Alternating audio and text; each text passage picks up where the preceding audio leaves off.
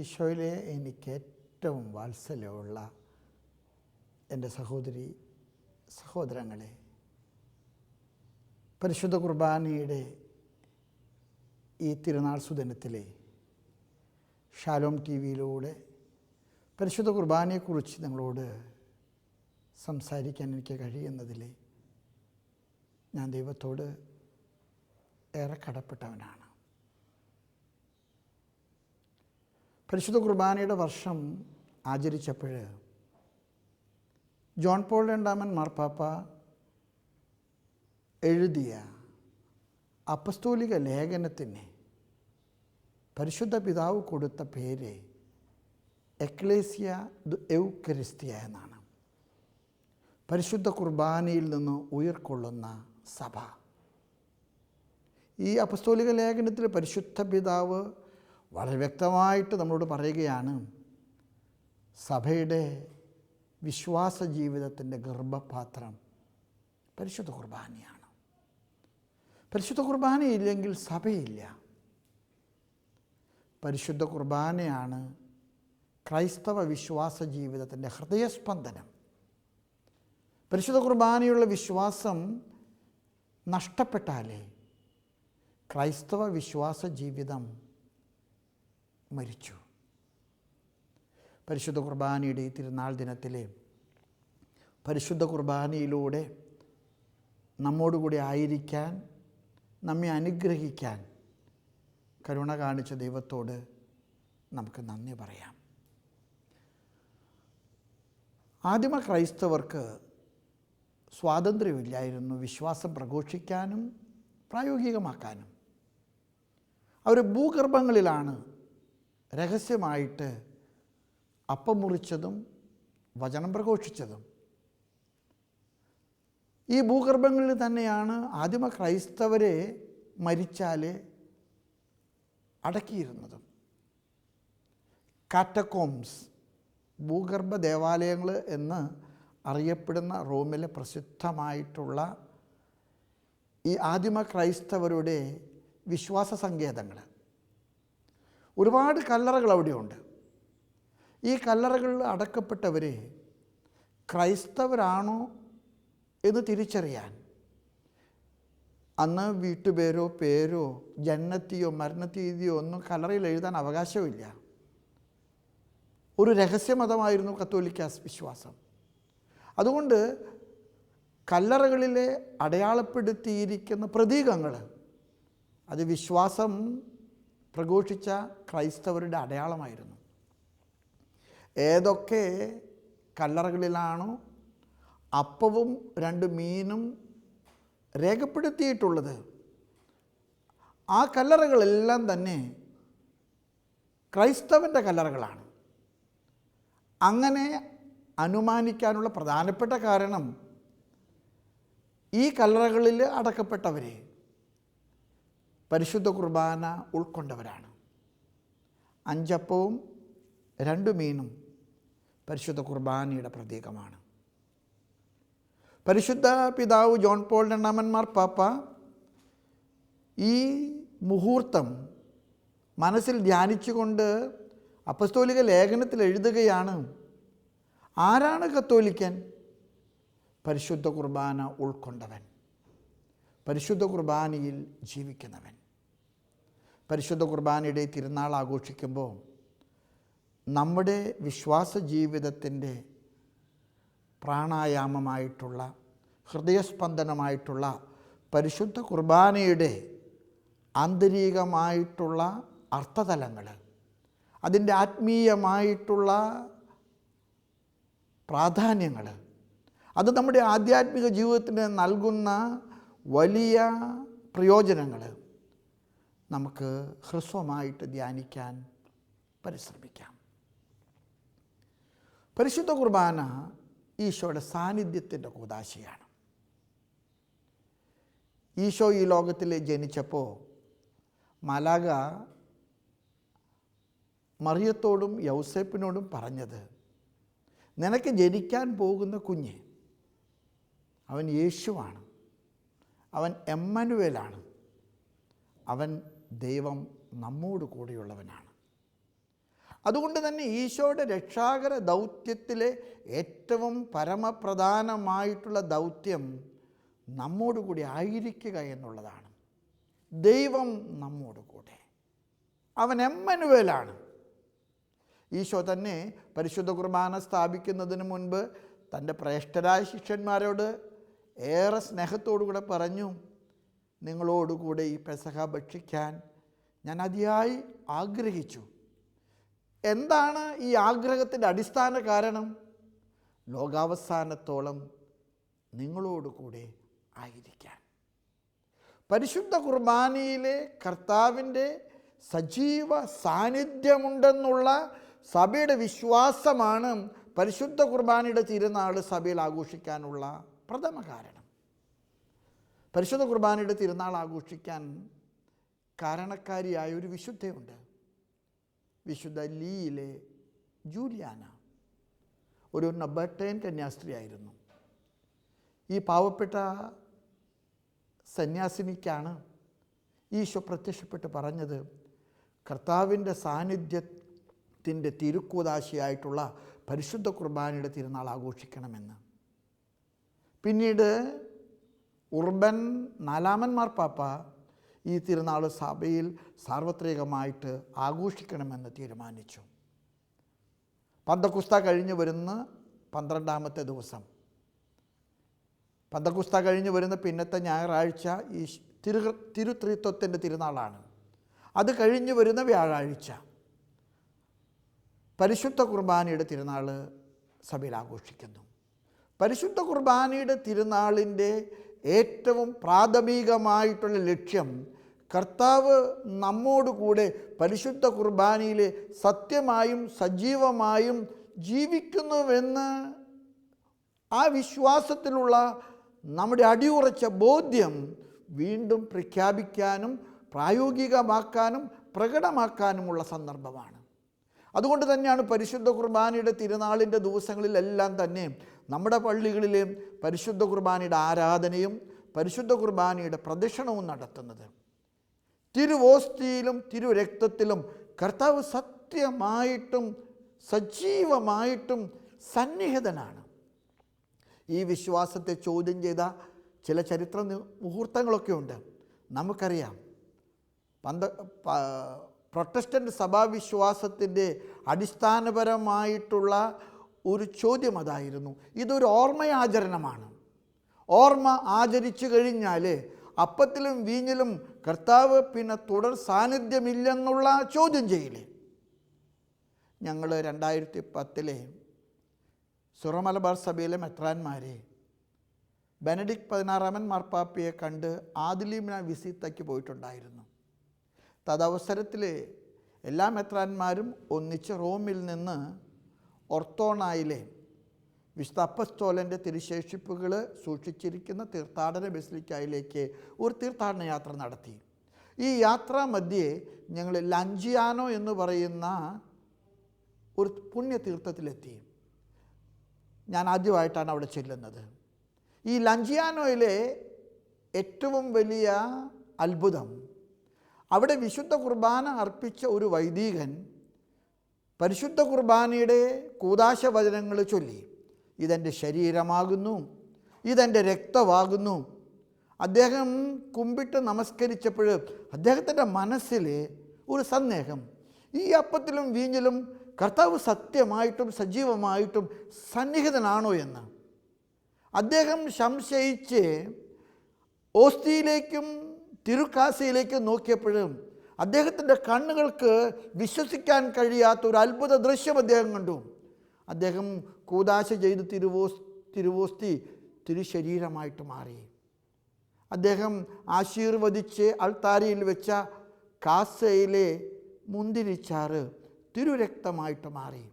8ാം നൂറ്റാണ്ടിൽ നടന്ന ഈ ലഞ്ചിയാനോയിൽ അത്ഭുതം ഇന്നും നിങ്ങൾക്ക് നഗ്ന നയനങ്ങൾ കൊണ്ട് കാണാവുന്ന വിധത്തിൽ അത് കണ്ടപ്പോൾ പരിശുദ്ധ കുർബാനയുള്ള കർത്താവിൻ്റെ സജീവമായ സാന്നിധ്യം എത്രയോ നൂറ്റാണ്ടുകൾക്ക് ശേഷവും ഇന്നും ഞാനും നിങ്ങളും പരിശുദ്ധ കുർബാനയുടെ മുൻപിൽ കരങ്ങൾ കൂപ്പുമ്പോൾ ഓർമ്മിക്കുക, കർത്താവ് എന്നോടും നിങ്ങളോടും കൂടെ സന്നിഹിതനാകുന്ന കർത്താവിൻ്റെ സാന്നിധ്യത്തിൻ്റെ അത്ഭുതമാണ് പരിശുദ്ധ കുർബാന. ഇവിടെ നിങ്ങളും മനസ്സിലാക്കേണ്ട ഒരു വലിയ സത്യമുണ്ട്. ഈ സാന്നിധ്യം എന്ന് പറയുന്നത് കർത്താവ് എനിക്കും നിങ്ങൾക്കും സംലപ്തമാക്കുന്നത് ഞാനും നിങ്ങളും അവനോട് കൂടെ ആയിരിക്കാൻ വേണ്ടിയിട്ടാണ്. ഞാനും നിങ്ങളും കർത്താവിൻ്റെ സാന്നിധ്യത്തിൽ സന്തോഷം കണ്ടെത്താൻ വേണ്ടിയിട്ടാണ്.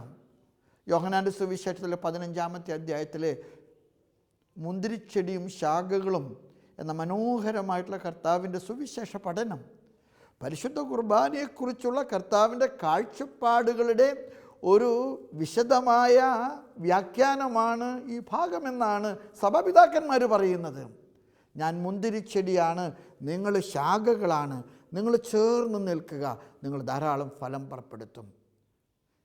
സഹോദരങ്ങളെ, പരിശുദ്ധ കുർബാന കാണുകയും പരിശുദ്ധ കുർബാനയുടെ മുൻപിൽ കൈകൾ കൂപ്പുകയും ചെയ്യുന്ന നിങ്ങളും ഞാനും മനസ്സിലാക്കേണ്ടത് ഞാനും നിങ്ങളും വിളിക്കപ്പെട്ടിരിക്കുന്നത് കർത്താവിനോട് ചേർന്ന് നിൽക്കാനാണ്. ഈ ചേർന്ന് നിൽക്കലിൻ്റെ വലിയ സൗഭാഗ്യമാണ് പരിശുദ്ധ കുർബാനയിലൂടെ നമുക്ക് സംലപ്തമാകുന്നത്. ഈ സെപ്റ്റംബർ മാസം 5-ാം തീയതി കൽക്കട്ടയിലെ പാവങ്ങളുടെ അമ്മ മദർ തെരേസ വിശുദ്ധിയായിട്ട് പ്രഖ്യാപിക്കപ്പെടുകയാണ്. നമ്മുടെ പിതാക്കന്മാരും നമ്മുടെ ഇന്ത്യയിൽ നിന്നുള്ള വലിയ ഒരു തീർത്ഥാടക സംഘവും ഈ തിരുക്കർമ്മങ്ങൾ സംബന്ധിക്കാൻ പോകുന്നുണ്ട്. അമ്മ 991 തൃശ്ശൂരിൽ വന്ന് ഞാനിപ്പോൾ ഓർക്കുന്നുണ്ട്. കഷ്ടപ്പെട്ട യാത്രകൾക്ക് ശേഷം അമ്മ കൊച്ചിയിൽ നിന്ന് തൃശ്ശൂരിലെത്തിയപ്പോഴും അമ്മയെ ബിഷപ്സ് ഹൗസിൽ സ്വീകരിച്ച കൊണ്ടുകുളം പിതാവ് ചോദിച്ചൊരു ചോദ്യമുണ്ട്: വിശ്രമിക്കാൻ സ്വല്പം സമയം വേണ്ടേ? അമ്മ വളരെ മന്ദസ്മിതത്തോടുകൂടെ പിതാവിനോട് പറഞ്ഞു, ഐ ആം ടയേർഡ്, എനിക്ക് വിശ്രമിക്കണം. പിതാവ് എന്നോട് ഗസ്റ്റ് റൂം തുറക്കാൻ പറഞ്ഞു. അമ്മ കോണിപ്പടികൾ ചവിട്ടിക്കയറുന്ന സമയത്ത് പിതാവിനോട് പറഞ്ഞു, എവിടെയാണ് നിങ്ങളുടെ ചാപ്പൽ? ഞങ്ങൾ ധരിച്ചത് അമ്മ ഒരു വിസിറ്റയ്ക്ക് പോകാൻ വേണ്ടിയിട്ടാണെന്നാണ്. അമ്മ 1 മണിക്ക് ചാപ്പലിൽ കയറിയിട്ട് 2:30 മണിക്ക് വൈദികരുടെ കോൺഫറൻസിനാണ് വന്നത്. 1.5 മണിക്കൂർ സമയം പരിശുദ്ധ കുർബാനയുടെ മുൻപിൽ അമ്മ കുത്തിയിരുന്ന് കരങ്ങൾ കൂപ്പി പ്രാർത്ഥിച്ചു. അമ്മ വൈദികരുടെ കോൺഫറൻസിനെ അഭിസംബോധന ചെയ്ത് സംസാരിച്ചപ്പോഴും അമ്മ പറഞ്ഞൊരു വചനം ഞാൻ ഇപ്പോൾ ഓർക്കുന്നുണ്ട്. എന്നോട് അഭിമന്യ പിതാവ് വിശ്രമിക്കാനായിട്ട് ആവശ്യപ്പെട്ടു. ഞാൻ ചാപ്പലിലായിരുന്നു. ദീർഘനേരം ഞാൻ കർത്താവിൻ്റെ തിരുസന്നിധിയിൽ വിശ്രമിക്കുകയായിരുന്നു. എന്നിട്ട് അമ്മ പറഞ്ഞു, I live because of Christ. ഞാൻ ജീവിക്കുന്നത് ക്രിസ്തുവിലാണ്. എന്നെ കേൾക്കുന്ന എൻ്റെ സഹോദരങ്ങളോട് എനിക്ക് പറയാൻ ആഗ്രഹമുണ്ട്. പരിശുദ്ധ കുർബാന ശക്തിയുടെ ഉറവിടമാണ്. ഇന്ന് മൊബൈലിൻ്റെ ഒരു ലോകമാണ്. ഞാനും കുറേ കാലങ്ങളായിട്ട് മൊബൈൽ ഉപയോഗിക്കുന്നുണ്ട്. ഈ മൊബൈലിൻ്റെ ഒരു വലിയ ദുരന്തം എന്ന് പറയുന്നത് എന്താണെന്നറിയാമോ? കൂടുതൽ ഉപയോഗിച്ചാൽ അതിൻ്റെ ചാർജ് തീരും. ഇത് ചാർജ് തീർന്നു കഴിഞ്ഞാൽ ഉടനെ തന്നെ ചാർജ് ചെയ്യാൻ കുത്തണം. എനിക്ക് തോന്നുന്നത് നമ്മുടെ ജീവിതത്തിൻ്റെ ദുരന്തങ്ങളിലെ, സംഘർഷങ്ങളിലെ, സങ്കടങ്ങളിലെ നമ്മുടെ ഊർജം ചോർന്നു പോകുമ്പോൾ നമുക്ക് ഊർജം നൽകാനുള്ള കർത്താവിൻ്റെ സാന്നിധ്യത്തിൻ്റെ ശക്തി കേന്ദ്രമാണ് പരിശുദ്ധ കുർബാന. അതുകൊണ്ട് തന്നെ പരിശുദ്ധ കുർബാനയോട് ചേർന്ന് നിൽക്കുന്ന മനുഷ്യരെല്ലാം ക്രൈസ്തവ വിശ്വാസത്തിലെ ഫലം ചൂടുന്നവരാണ്. നിങ്ങൾ ചേർന്ന് നിൽക്കുക, ധാരാളം ഫലം ചൂടും. ഒരുപക്ഷെ നമ്മുടെ ക്രൈസ്തവ ജീവിതത്തിൽ ഫലം ചൂടാതെ പോകുന്നുണ്ടെങ്കിൽ അതിൻ്റെ പ്രധാനപ്പെട്ട കാരണം പരിശുദ്ധ കുർബാനയോട് ചേർന്ന് നിൽക്കാൻ നമുക്ക് കഴിയാത്തതാണ്. നമ്മുടെ പ്രതിസന്ധികൾ നമുക്ക് പ്രായോഗികമായിട്ട് പ്രതിവിധികൾ കണ്ടെത്താൻ കഴിയാതെ പോകുന്നത് പരിശുദ്ധ കുർബാനയോട് ചേർന്ന് നിൽക്കാത്തത് കൊണ്ടാണ്. എനിക്കൊരുപാട് സന്തോഷമുണ്ട്. നമ്മുടെ ധാരാളം പള്ളികളിലെ ഇന്ന് പരിശുദ്ധ കുർബാനയുടെ ആരാധനാ കേന്ദ്രങ്ങളുണ്ട്. ഷാലോമിൽ തന്നെ ഞാൻ ചെന്നപ്പോഴേ എന്നെ അത്ഭുതപ്പെടുത്തി. അവിടെ ശുശ്രൂഷകളൊക്കെ ആരംഭിക്കുന്നതിന് മുൻപ് 1 മണിക്കൂർ ബെന്നിയും തൻ്റെ സഹപ്രവർത്തകരും പരിശുദ്ധ കുർബാനയുടെ മുൻപിലെ ആരാധന നടത്തുന്നു. ചേർന്ന് നിൽക്കുക. ഒരു ഷാലോമിൻ്റെ ശുശ്രൂഷകൾ എന്തുകൊണ്ട് ഫലം ചൂടുന്നുവെന്ന് എന്നോട് ചോദിച്ചാൽ ഞാൻ പറയും, അത് പണത്തിൻ്റെ ആധിപത്യം കൊണ്ടല്ല, അത് പരിശുദ്ധ കുർബാനയിൽ നിന്ന് നൽകുന്ന ശക്തിയുടെ വലിയ സമൃദ്ധിയാണ്. പരിശുദ്ധ കുർബാന രണ്ടാമതായിട്ട് ത്യാഗത്തിൻ്റെ കൂദാശയാണ്. Is a sacrament of sacrifice. നമുക്കറിയാം, പരിശുദ്ധ കുർബാനയിൽ നമ്മൾ ഓർക്കുന്നത് കർത്താവിൻ്റെ ബലിയാണ്, കർത്താവിൻ്റെ മുറിക്കപ്പെടലാണ്. പരിശുദ്ധ കുർബാനയുടെ മുൻപിൽ എന്നും കേൾക്കാൻ ഞാൻ ഇഷ്ടപ്പെടുന്ന ഒരു പാട്ടുണ്ട്. എനിക്ക് പാട്ടുപാടാൻ അറിയാൻ പാടില്ല, എങ്കിലും പരിശുദ്ധ കുർബാനയുടെ മുൻപിലായിരിക്കുമ്പോഴൊക്കെ എൻ്റെ മനസ്സിൽ ഞാൻ അറിയാതെ പാടുന്നൊരു പാട്ടുണ്ട്. ഇത്ര ചെറുതാകാൻ എത്ര വളരണം. ഈ ലോകത്തെ മുഴുവൻ സൃഷ്ടിച്ച ഈ പ്രപഞ്ചത്തിൻ്റെ സൃഷ്ടികർത്താവ് പിതാവായ ദൈവത്തിൻ്റെ ഏകപുത്രൻ ഈ ലോകത്തിലെ എനിക്കും നിങ്ങൾക്ക് സംലപ്തനാകാൻ ഏറ്റവും ചെറുതാകുന്നു. ഇത് മുറിക്കപ്പെടുന്ന എൻ്റെ ശരീരമാണ്, ഇത് നിങ്ങൾക്ക് വേണ്ടി ചിന്തപ്പെടുന്ന എൻ്റെ രക്തമാണ്. നമ്മുടെ ക്രൈസ്തവ ജീവിതത്തിൽ ധാരാളം പ്രാതികൂല്യങ്ങളുണ്ട്. കുറച്ച് നാളുകൾക്ക് മുൻപ് ഞാൻ അങ്കമാലിയിൽ ഒരു കൺവെൻഷന് പ്രസംഗിക്കാൻ പോകുന്ന വഴിയിലെ ഒരു പെൺകൊച്ച് ബാംഗ്ലൂരിൽ നിന്ന് എന്നെ ഫോണിൽ വിളിച്ചു. അവൾക്ക് 2 ലക്ഷം രൂപ ശമ്പളം ഉണ്ടെന്ന് അവൾ പറഞ്ഞു.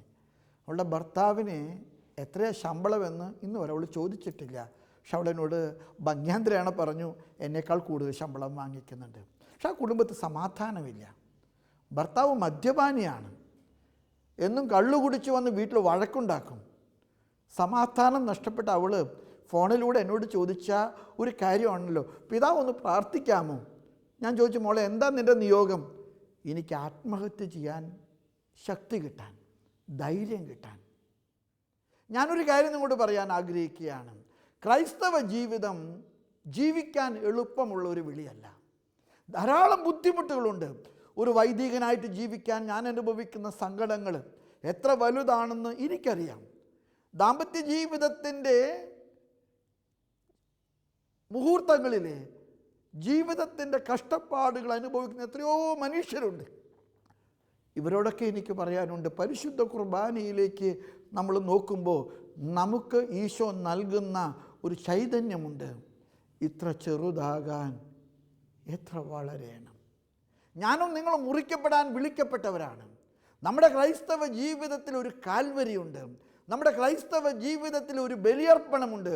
നമ്മുടെ ക്രൈസ്തവ ജീവിതത്തിൻ്റെ വെല്ലുവിളികളും എനിക്കും നിങ്ങൾക്കും നൽകുന്ന സമ്മർദ്ദങ്ങളുണ്ട്. ഇതിൻ്റെ നടുവിൽ പരിശുദ്ധ കുർബാന നമുക്ക് നൽകുന്നൊരു പ്രചോദനമുണ്ട്. കർത്താവിനോടൊത്ത് സഹിക്കാൻ, കർത്താവിനോടൊത്ത് മുറിക്കപ്പെടാൻ, കർത്താവിനോടൊത്ത് ചെറുതാകാൻ. നമ്മുടെ സഹനങ്ങളിലൊക്കെ തന്നെ പരിശുദ്ധ കുർബാനയിൽ നമ്മൾ ശക്തി സംഭരിക്കണം. നമ്മുടെ സഹനങ്ങൾ മുന്നോട്ട് കൊണ്ടുപോകാൻ നമുക്ക് ശക്തി നൽകുന്ന കർത്താവിൻ്റെ സഹനത്തിൻ്റെ ഊർജ്ജകേന്ദ്രമാണ് പരിശുദ്ധ കുർബാന. പരിശുദ്ധ കുർബാനയെക്കുറിച്ച് അവസാനമായിട്ടൊരു കൊറിയ ചിന്ത കൂടെ നിങ്ങളുടെ മുൻപിൽ പങ്കുവയ്ക്കാൻ എനിക്ക് ആഗ്രഹമുണ്ട്. പരിശുദ്ധ കുർബാന പരിവർത്തനത്തിൻ്റെ കൂദാശയാണ്. ഞാനും നിങ്ങളും പരിശുദ്ധ കുർബാനയുടെ മുൻപിൽ കൈകൂപ്പുന്നതും പരിശുദ്ധ കുർബാനയെ കൈക്കൊള്ളുന്നതും ക്രിസ്തുവിലേക്ക് വളരാൻ വേണ്ടിയിട്ടാണ്. നമ്മൾ കൊച്ചങ്ങളായിരുന്നപ്പോൾ ചൊല്ലുന്നൊരു പ്രാർത്ഥനയുണ്ട്, ക്രിസ്തുവിനെ ഇനി കാണാൻ വേറെ കണ്ണുകളില്ല, എൻ്റെ കണ്ണുകൾ ഞാൻ ക്രിസ്തുവിന് കൊടുക്കുന്നു.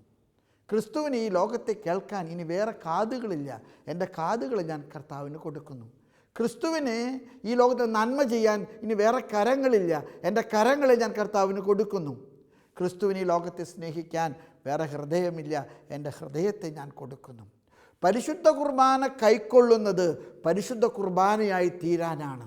ഞാനും നിങ്ങളും പരിശുദ്ധ കുർബാനയിൽ നിന്ന് സ്വീകരിക്കുന്ന ശക്തി നമ്മുടെ ജീവിതത്തിലെ സമൂഹത്തിലെ പരിശുദ്ധ കുർബാനയുടെ സാന്നിധ്യമാകാനാണ്.